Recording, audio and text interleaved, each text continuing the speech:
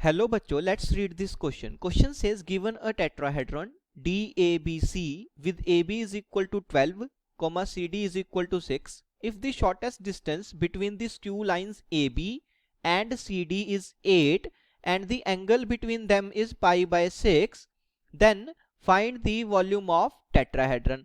सबसे पहले हम डिस्कस करेंगे अपना की कंसेप्ट, एंड की कंसेप्ट बहुत इंपॉर्टेंट है, ध्यान से देखना. की concept is shortest distance between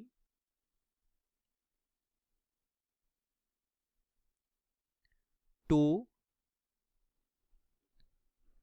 skew lines, let's say AB and CD, is given as,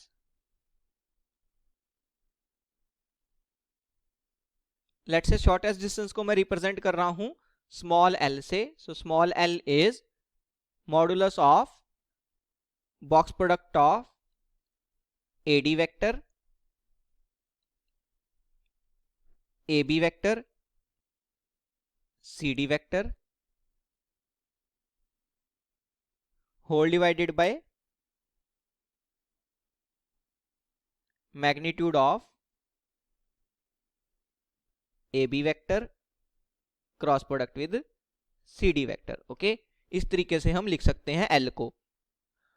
अब हमें क्वेश्चन में क्या बोल रहा है कि given a tetrahedron DABC, figure में मार्क कर लेते हैं. Let's say this point is A, this point is B, this point is C and this point is D. Okay, हमें गिवन है AB is equal to 12 and CD is equal to 6. अब AB क्या होगा? Basically magnitude of AB vector, it is given as 12. CD जो होगा वो magnitude of CD vector हो जाएगा, it is given as 6. Next हमें बोल रहा है कि shortest distance between the skew lines AB and CD is 8. और अभी हमने देखा कि shortest distance between two skew lines AB and CD को हम किससे रिप्रेजेंट कर रहे हैं? L से रिप्रेजेंट कर रहे हैं. तो L की वैल्यू बेसिकली कितनी गिवन है? 8 गिवन है. Next, angle between them is pi by 6, means हमें AB और CD के बीच का एंगल पाई बाय 6 गिवन है. So I can say that angle between AB vector and CD vector, ये हमें कितना गिवन है? पाई बाय 6 गिवन है.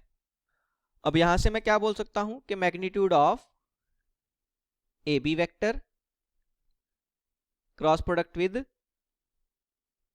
CD वेक्टर, इसका फॉर्मूला क्या होता है? Magnitude of AB vector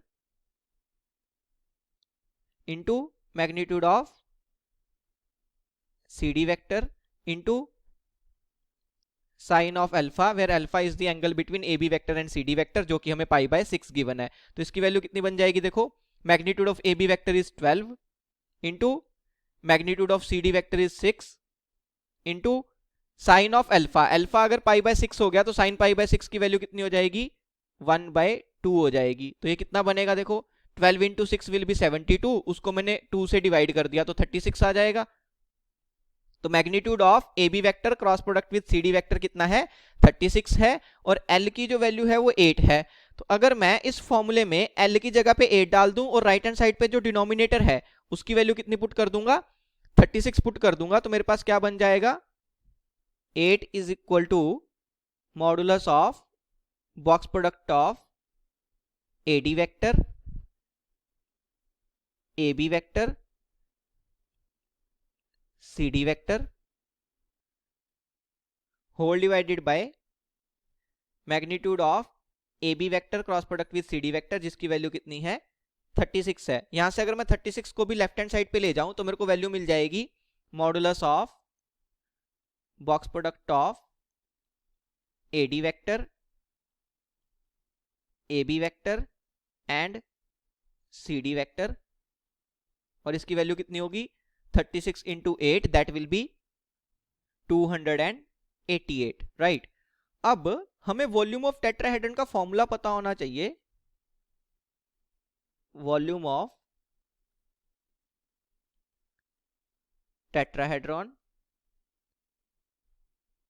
let's say उसको मैं V से रिप्रेजेंट कर रहा हूं, उसका फॉर्मूला क्या होता है 1/6 times modulus of box product of AB vector, AC vector and AD vector. Okay, ये हमारे पास फॉर्मूला होता है। अब मैंने इसमें क्या किया, एक बार फिगर में अच्छे से देख लेते हैं। फिगर में मैं देख सकता हूं कि AC vector plus CD vector को AD वेक्टर लिखा जा सकता है। सो AC वेक्टर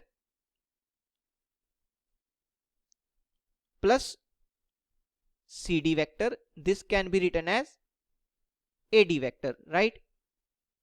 यहां से अगर मैं AC वेक्टर देखूं तो AC vector will be AD vector minus CD vector, right. अब AC वेक्टर की यही वैल्यू मैं अपने वॉल्यूम के फॉर्मूले में पुट करूंगा, तो V will be 1/6 times modulus of box product of AB vector, AC vector की जगह पे हम सब्स्टिट्यूट कर देंगे AD vector minus CD vector and last will be AD vector. Okay, इस तरीके से लिख सकते हैं।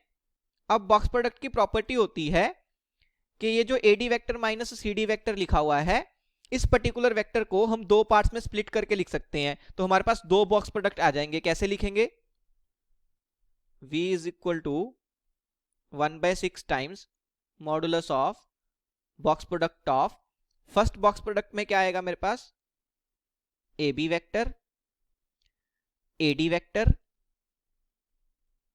And then again AD vector minus second box product में क्या आएगा AB vector, CD vector and AD vector. Okay, इस तरीके से जो ऊपर बॉक्स प्रोडक्ट लिखा हुआ है उसको हम स्प्लिट करके लिख सकते हैं। अब बॉक्स प्रोडक्ट की एक और प्रॉपर्टी होती है कि अगर बॉक्स प्रोडक्ट में दो वेक्टर सेम हो, यहां पे हम देख सकते हैं कि ये भी AD वेक्टर है, ये भी AD वेक्टर है, तो उस बॉक्स प्रोडक्ट की वैल्यू हम डायरेक्टली 0 लिख सकते हैं। तो इसकी वैल्यू कितनी हो जाएगी 0 हो जाएगी। Next V will be 1/6 times modulus of, first box product की वैल्यू तो 0 हो गई, then minus sign box product of. अब बॉक्स प्रोडक्ट की एक और प्रॉपर्टी होती है कि अगर ये जो तीन वेक्टर्स का साइक्लिक ऑर्डर में मेंटेन करके रखूं तो बॉक्स प्रोडक्ट की वैल्यू चेंज नहीं होती। इसका क्या मतलब है कि अगर मैं AD वेक्टर से स्टार्ट करता हूं तो फर्स्ट वेक्टर मैंने क्या लिखा AD वेक्टर, साइक्लिक ऑर्डर में उससे नेक्स्ट क्या आएगा AB वेक्टर आएगा, तो यहां पे मैं AB वेक्टर लिख सकता हूं एंड नेक्स्ट क्या आएगा CD वेक्टर आएगा, राइट। तो next will be CD vector. तो इस तरीके से भी हम बॉक्स प्रोडक्ट की वैल्यू लिख सकते हैं। अब क्योंकि हमने मॉडुलस लगाया हुआ है तो माइनस साइन अब्सॉर्ब हो जाएगा, तो V will be simply 1/6 times modulus of, minus sign में हटा सकता हूं, box product of AD vector, AB vector and CD vector. अब 1/6 के साथ जो क्वांटिटी मल्टीप्लाई हो रही है उसकी वैल्यू हम ऑलरेडी निकाल चुके हैं, modulus of box product of AD vector, AB vector and CD vector. इसकी वैल्यू कितनी आई है, इसकी वैल्यू 288 आई है। तो volume will be simply 1/6 times 288 which is equal to 48। तो वॉल्यूम ऑफ टेट्राहेड्रन मेरे को कितनी मिल गई 48, यही मेरे को निकालना था। So I can say that 48 is my final answer. Hope you understood it well. Best of luck. Thank you.